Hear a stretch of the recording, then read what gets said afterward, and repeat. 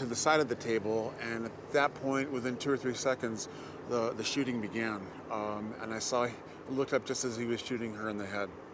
And so when you heard the gunfire and you saw what happened, what did you do? I mean, for the briefest instant, it was sort of unreal. It didn't look like it was happening. Wanted to make sure that it was not some sort of stunt. But I saw people just going down. He was shooting at point blank in a very constricted area, and people were going down. And I ducked behind a fairly large concrete post that was there.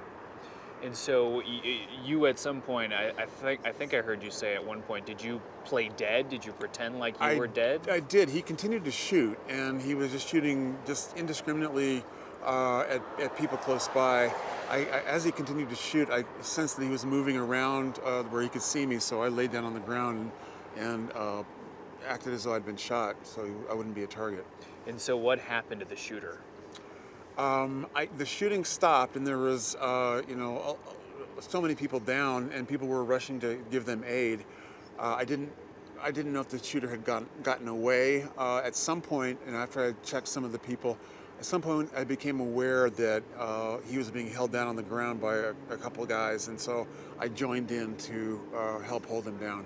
Did you think twice about that? I mean, this is a guy that you had just saw shoot someone in the head. No, I saw that his gun had been taken away from him, and apparently he was reloading another magazine, and a woman had the magazine and the gun separately, and she was sort of berating him, like, how could you be so full of hate? How could you do this kind of thing?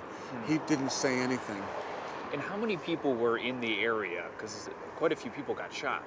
Quite a few people got shot.